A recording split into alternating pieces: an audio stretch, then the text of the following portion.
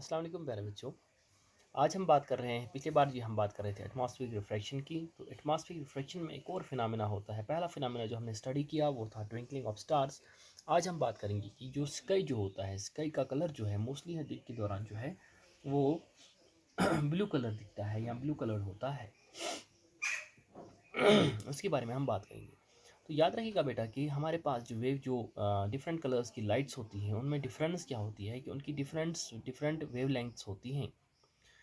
तो जैसे हमने कहा कि कुछ हमारे पास, अगर हम रेड कलर की बात करें, जो लीस्ट पे विबगायर में जो नीचे आता है, जो हमने विबगायर कहा था डिस्पर्सन ऑफ लाइट में, तो उसमें जो है नीचे वाला, सबसे नीचे वाला कलर जो आता है वो आर आता है, यानी कि रेड कलर आता है। सबसे ऊपर जो आता है वो वी आता है, दैट इज़ वायलेट कलर होता है। ठीक है ना। हम कह सकते हैं ये जो डिफरेंस है इनकी, हम सीक्वेंस जो इनकी देती है वो according to their angle of bending, angle of refraction, और साथ ही साथ हमने कहा था एंगल ऑफ रिफ्रैक्शन, या हम कह सकते हैं कि जो वेवलेंथ के हिसाब से भी इनको हम डिफ्रेंशिएट करते हैं। हमारे पास जो ब्लू कलर की बात हम करते हैं, क्योंकि हमें स्टडी करना है कि क्यों ब्लू कलर दिखता है स्काई। तो उसमें याद रखिएगा कि ब्लू कलर जो होता है वो शॉर्ट्स की वेवलेंथ जो होती है वो शॉर्टर होती है या शॉर्ट होती है। हमारे पास जो एटमॉस्फेयर होता है उसमें मुख्तलिफ किस्म के बड़े बड़े पार्टिकल्स भी मौजूद होते हैं एयर पार्टिकल्स के अलावा। जैसे स्मोक पार्टिकल्स होते हैं, जैसे डस्ट पार्टिकल्स होते हैं, मिस्ट होता है, या और डस्ट बाकी जो है एंटिटीज़ होती हैं। जब सनलाइट जब आती है, तो जब सूरज से रोशनी निकलती है तो उसमें वेरियस कलर्स मौजूद होते हैं, और वो वेरियस कलर्स की लाइट जो है जब स्ट्राइक करती है इन पार्टिकल के साथ, जो लॉन्ग वेवलेंथ रेडिएशंस जो होती हैं वो यूजुअली जो हैं वो अनइफेक्टेड रहती हैं। लेकिन हमारे पास जो ब्लू कलर जो है, बीइंग शॉर्ट वेवलेंथ रेडिएशन, वो क्या करती है, वो स्कैटर हो जाती है। हम कह सकते हैं वो उस पर रिफ्लेक्ट हो जाती है, उसके बाद जो है ईयर में से पास होकर रिफ्रैक्ट हो जाती है, या हम कह सकते हैं वो स्कैटर हो जाती है।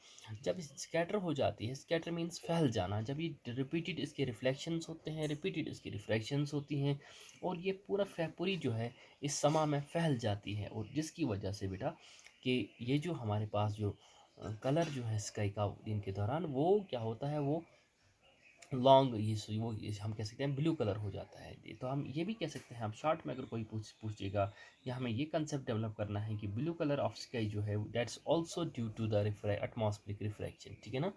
और नेक्स्ट पार्ट, कभी कभार आपने एक और, हाँ, कभी कभार पूछा जाता है कि हमारे पास सनराइज और सनसेट के टाइम जो है, या सनसेट के टाइम यूजुअली स्काई हमारा जो है वो रेडिश क्यों होता है।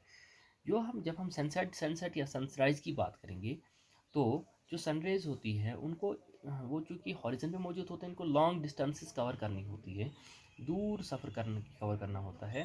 तो उस दौरान क्या होता है, most of the blue light, जो ब्लू पोर्शन ऑफ लाइट जो होता है सनलाइट में, वो स्कैटर होते होते बिखर जाता है, दूर ही बिखर जाता है। और जो रेड लाइट जो है, बीइंग लार्जर वेवलेंथ रेडिएशंस, उसका काम क्या, वो क्या होता है, वो हमारी आइज़ तक पहुंच जाती है। ब्लू कलर हमारी आइज़ से पहुंचने पहले ही स्कैटर हो जाती है, बिखर जाती है, या फीकी पड़ जाती है।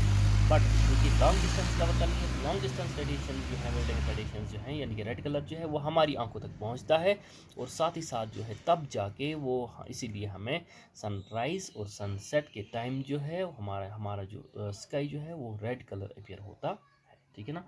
एक और बात होती हमने देखी है कि हमारे पास जो है, अगर हम पानी की बात करें, पानी में हम स्टिक डालते हैं, हमें तो वो स्ट्रेट होती है, लेकिन हमें वो दिखती है, वो हमें वो क्या कहते हैं उसको, हमें लगती है वो टेढ़ी है।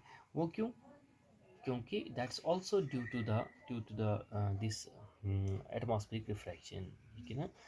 हम कह सकते हैं उसमें वाटर पार्टिकल्स जो होती है उनकी मुख्तलिफ डेंसिटीज़ होती हैं, दैट्स वाई हमें वो जो है, जब हम देखते हैं एटमॉस्फेयर में से, तो वहाँ पे लाइट जो है तेज़ और डिम हो जाती है, दैट्स वाई हमें वो टेढ़ी लगती है। एक और कभी कभार पूछा जाता है, अगर हम फॉर एग्जांपल हमारे पास जो ट्रैफिक लाइट्स होती हैं, लाइट सिग्नल्स जो होती हैं, वो रेड कलर क्यों होती हैं, तो उसमें उसका आंसर ये याद रखिएगा कि विजिबल स्पेक्ट्रम जो हमारे पास जो स्पेक्ट्रम जो होता है, वो गायब जो होता है, उसमें जो रेड कलर जो होता है उसमें लार्जेस्ट वेवलेंथ उसकी होती है।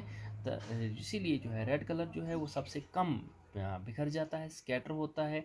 किसकी में से, फॉग, चाहे फॉग हो, चाहे डस्ट हो, चाहे धूम स्मोक हो, तो उसमें जो है वो कम, उसके डस्ट पार्टिकल्स, मैंने पहले कहा, dust particles, smoke particles, fog particles, उसको जो शॉर्ट वेव लेंथ रेडिएशंस होती हैं उनको स्कैटर कर जाती हैं। लेकिन ये जो रेड कलर जो होता है, वो जो कि लॉन्ग वेव लेंथ रेडिएशंस होती हैं, इनको ये लीस्ट इफेक्ट करती है, तब जाके धुएं में भी, अंधेरे में भी या हम कह सकते हैं फॉग में भी ये पेनिट्रेट करके हमारी आंखों तक पहुंचती हैं। दैट्स वाई हमने जो है ट्रैफिक लाइट्स या हमारे पास एयरपोर्ट्स पे जो लाइट्स होती हैं या टावर्स जो होते हैं, मोबाइल टावर्स पे होते हैं, उन पे जो सिग्नल लाइट्स होती हैं वो रेड कलर की इसीलिए लगाई जाती हैं बिकॉज इनकी वेवलेंथ क्या होती है, लार्ज वेवलेंथ रेडिएशंस होती है। ठीक है ना बेटा। तो और भी हमारे पास कुछ कंसेप्ट कभी कभार पूछे जाते हैं। हाँ, अगर कोई भी कभार पूछा जाता है कि अगर हमारे पास एटमॉस्फेरिक रिफ्लेक्शन नहीं होता, अगर हमारे पास एटमॉस्फेयर नहीं होता, एटमॉस्फेयर रिफ्रैक्शन नहीं होता, तो हमारे पास कलर जो है इसका स्काई का कैसा होता। अगर एटमॉस्फेयर नहीं होता, एटमॉस्फेयर रिफ्रैक्शन नहीं होता, तो स्कैटरिंग नहीं होती, तो याद रखिएगा कि जो कलर जो है ऑफ स्काई जो है, स्काई हमारा जो है, जो समा जो है, आसमान जो है, वो बिल्कुल डार्क कलर दिखता है, यानी कि डार्क या हम ब्लैक कलर वो होता। ठीक है ना बेटा। तो मुझे लगता है कि इसमें जो हमारे पास जो है ये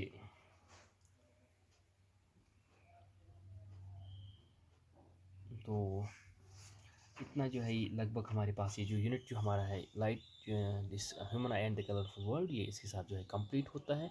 तो नेक्स्ट हम नेक्स्ट चैप्टर को लेके फिर हाजिर होंगे। आज के लिए अल्लाह हाफ़िज़।